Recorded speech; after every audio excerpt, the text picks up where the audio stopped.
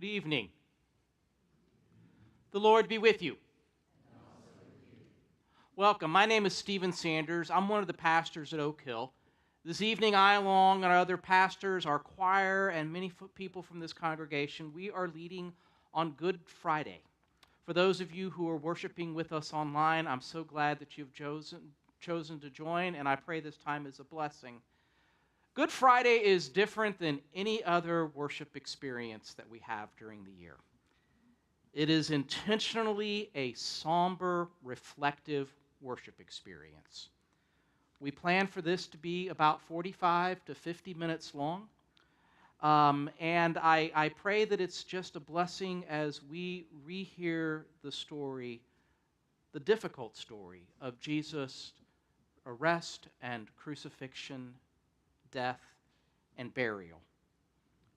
Good Friday is a day created for us to be able to pause and take stock of our pain, disappointments, and our sorrow before we forge ahead to the resurrection, to hope, to new possibilities and new life.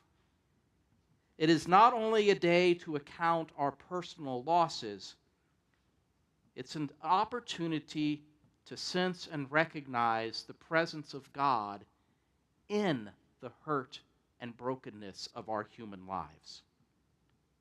So tonight we continue the story we began on Palm Sunday. On Sunday we gathered and had a parade and shouted, "Hosanna, blessed is the one who comes in the name of the Lord." This evening, in the tradition of tenebrae, or darkness, we will retell the Passion narrative. We will descend with Jesus into the depths of his life and death that reveals that he knows our grief, our disappointments, our betrayal, and hurts. I invite you to stand with me as you are able. And let us join in calling ourselves into this time of worship. The words are printed on the screen. God is light, in whom there is no darkness at all. Jesus Christ is the light of the world. And this is the judgment, that the light has come into the world, and we love darkness rather than light. Please remain standing as you are able, and let us lift our voices as we sing "In the Cross of Christ I Glory." The words are on the screen and on page 295 in your hymnal. We'll sing the first, second, and fourth verses. Let us lift our voices to God.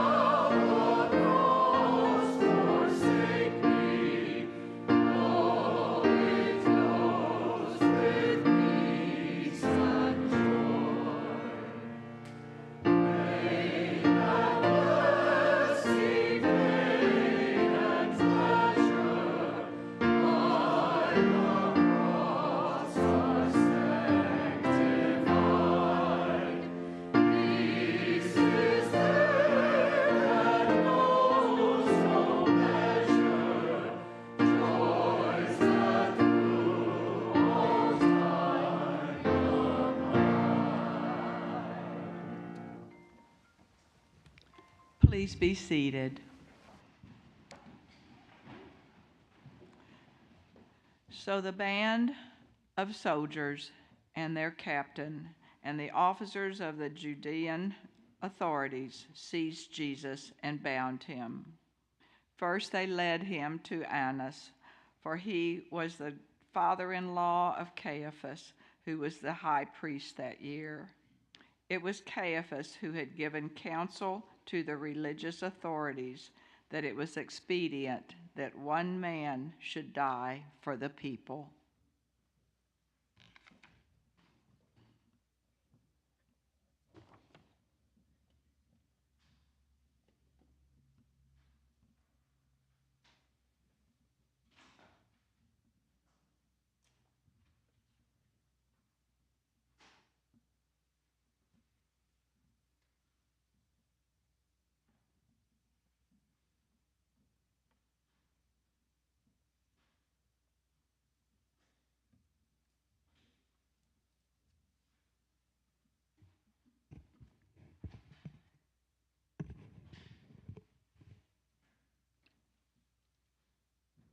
Simon Peter followed Jesus, and so did another disciple.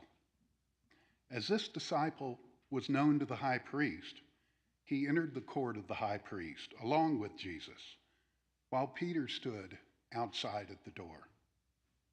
So the other disciple, who was known to the high priest, went out and spoke to the woman who guarded the gate and brought Peter in. The woman who guarded the gate said to Peter, "Are not you also one of this man's disciples?"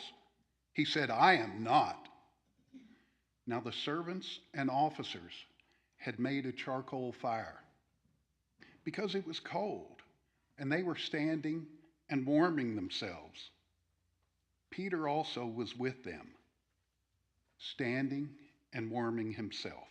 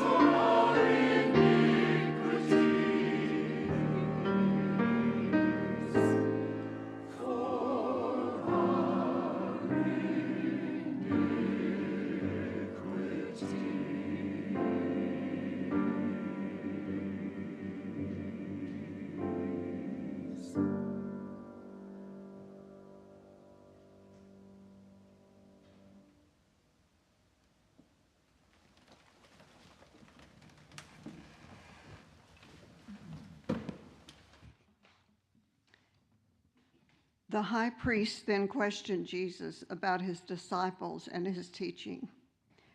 Jesus answered him, "I have spoken openly to the world. I have always taught in synagogues and in the temple, where all Jewish people come together. I have said nothing secretly. Why do you ask me? Ask those who have heard me what I said to them. They know what I said." When he had said this, one of the officers standing by struck Jesus with his hand, saying, "Is that how you answer the high priest?" Jesus answered him, "If I have spoken wrongly, bear witness to the wrong. But if I have spoken rightly, why do you strike me?" Annas then sent him bound to Caiaphas, the high priest.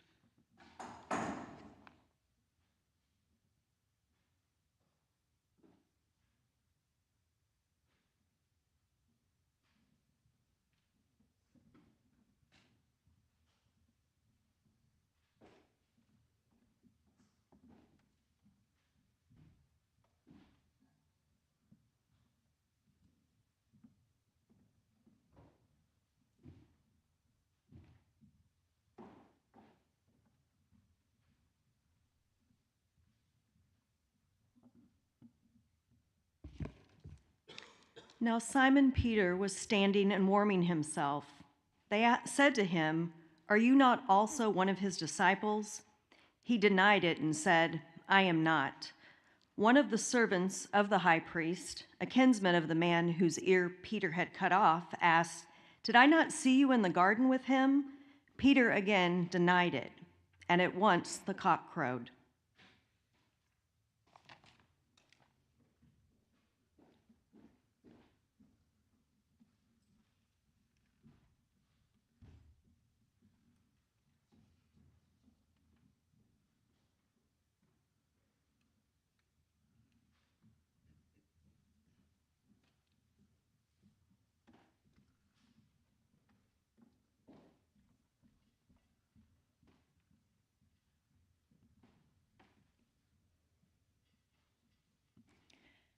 Then they led Jesus from the house of Caiaphas to Pilate's headquarters.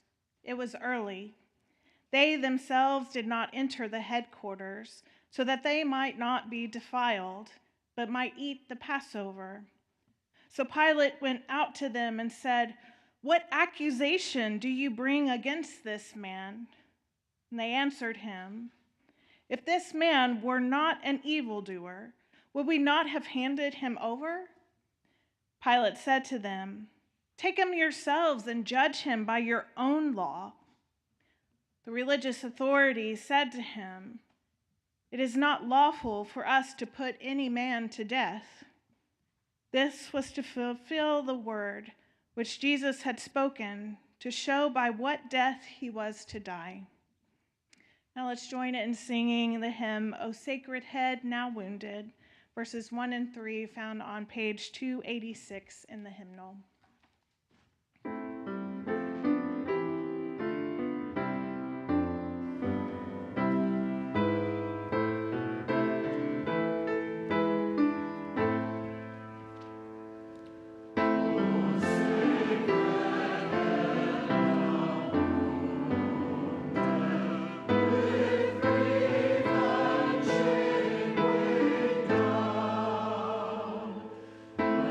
Storm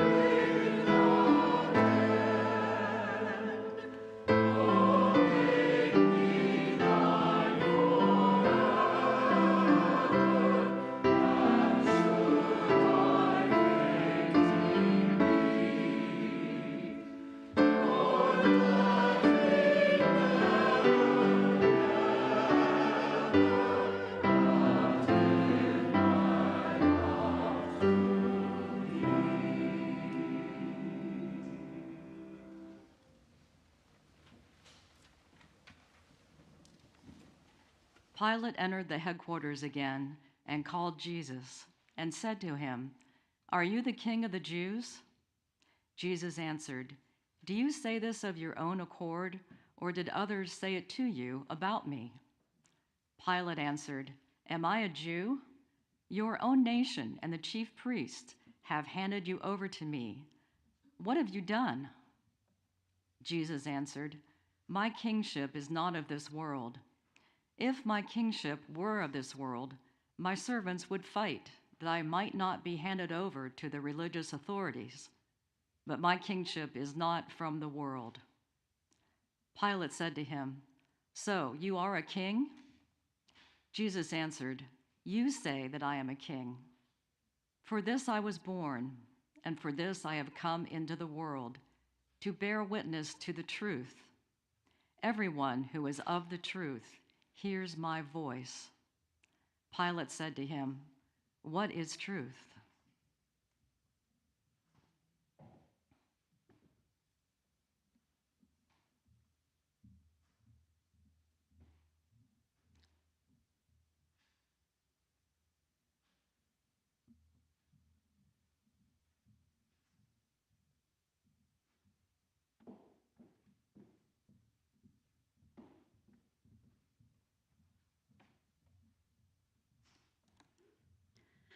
After Pilate had said this, he went to the religious authorities again and told them, "I find no crime in him.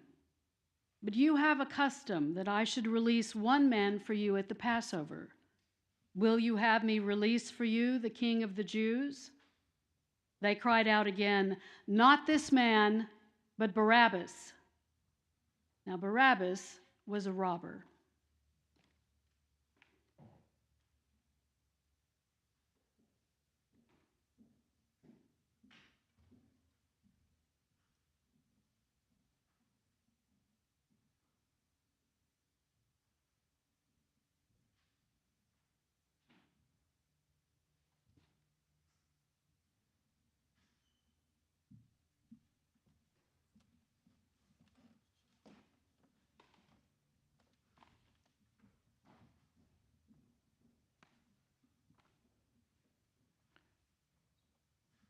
Then Pilate took Jesus and scourged him.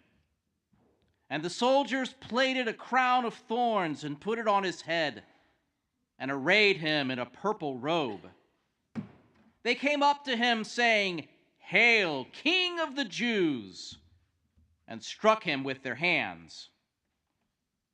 Pilate went out again and said to them, "See, I am bringing him out to you that you may know that I find no crime in him."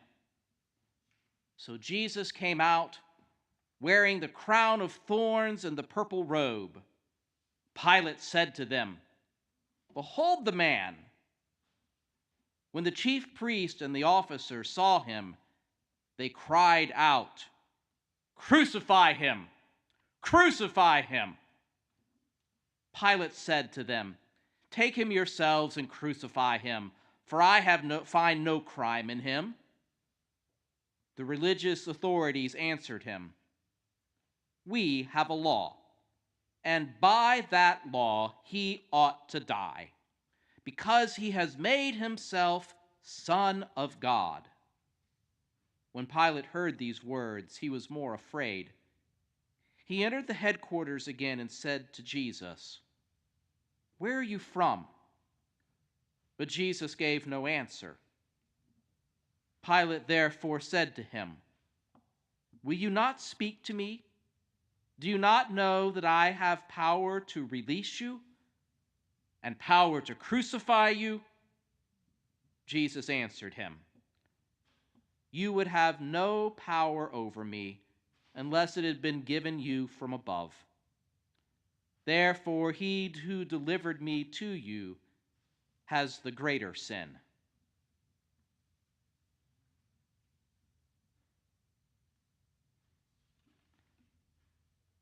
Let us join in singing together, "To Mock Your Reign, O Dearest Lord."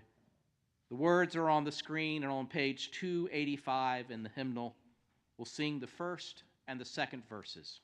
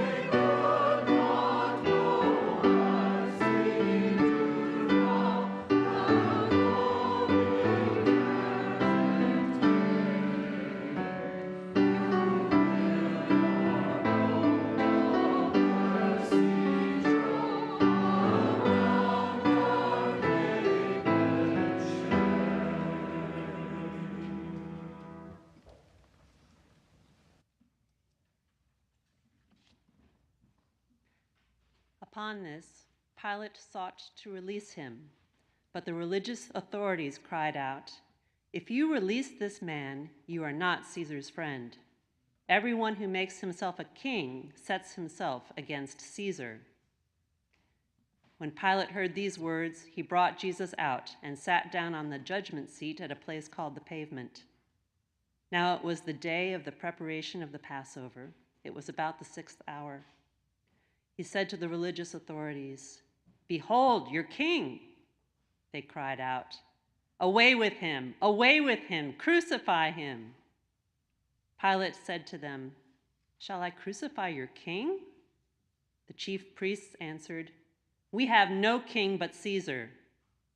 They handed him over to them to be crucified.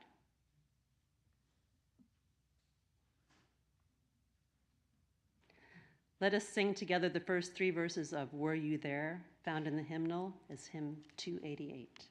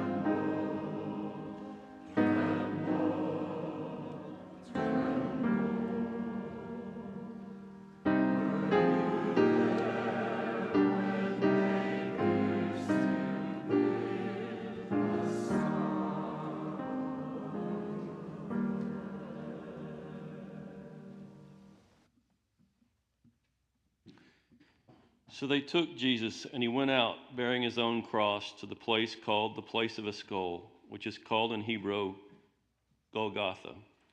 There they crucified him, and with him 2 others, one on either side, and Jesus between them. Pilate also wrote a title and put it on the cross. It read, "Jesus of Nazareth, the King of the Jews."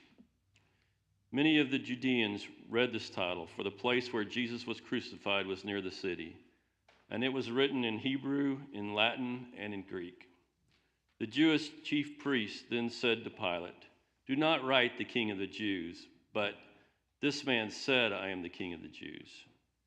Pilate answered, "What I have written, I have written."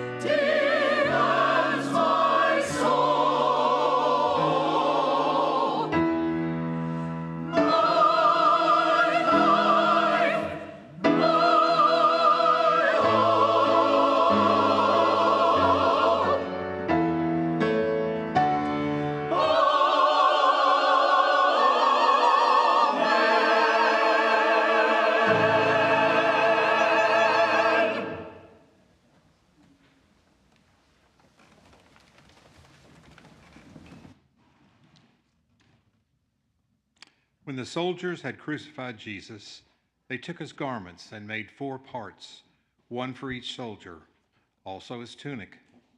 But the tunic was without seam, woven from top to bottom.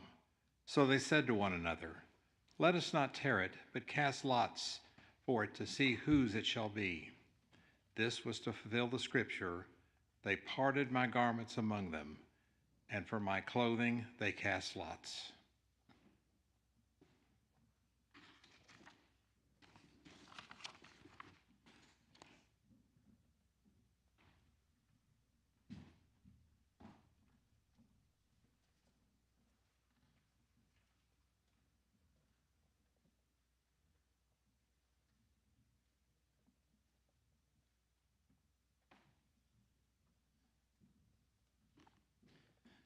So the soldiers did this. But standing by the cross of Jesus were his mother and his mother's sister, Mary, the wife of Clopas, and Mary Magdalene. When Jesus saw his mother and the disciple whom he loved standing near, he said to his mother, "Woman, behold your son." Then he said to the disciple, "Behold your mother." And from that hour the disciple took her to his own home.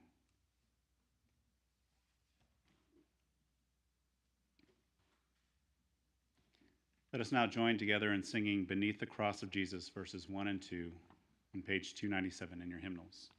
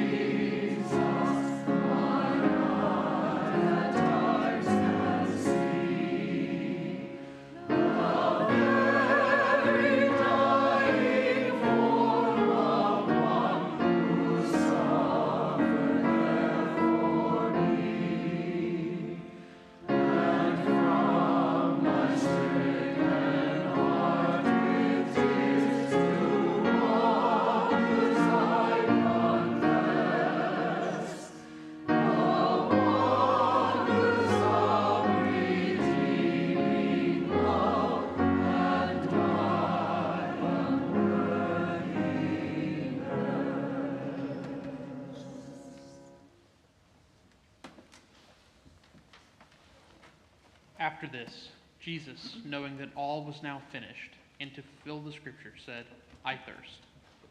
A bowl full of vinegar stood there, so they put a sponge full of the vinegar on hyssop and held it to his mouth. When Jesus had received the vinegar, he said, "It is finished." And he bowed his head and gave up his spirit.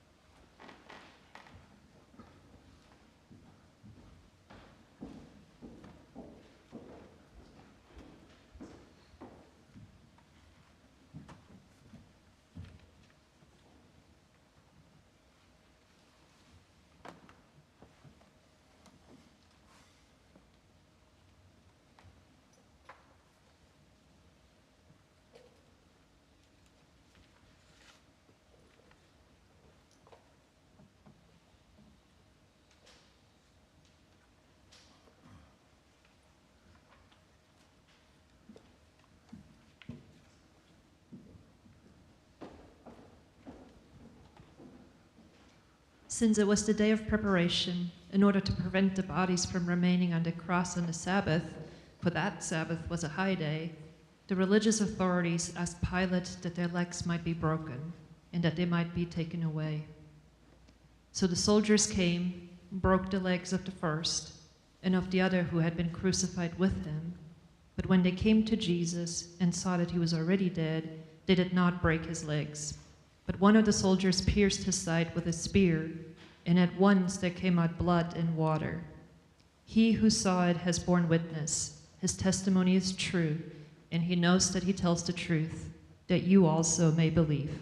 For these things took place that the scripture might be fulfilled. Not a bone of him shall be broken. And again, another scripture says, they shall look on him whom they have pierced.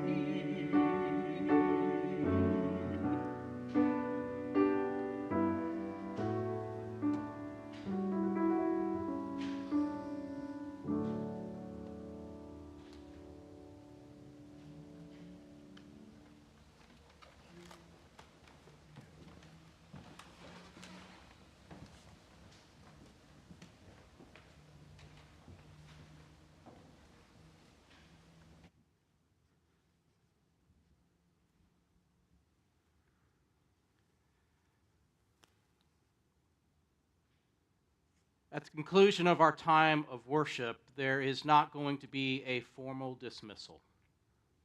We invite you to go when you are ready. You may want to linger and have time of prayer. We commit to, as worship leaders, to remain quiet until everyone has had time to leave as they are ready. We ask that you do leave in silence.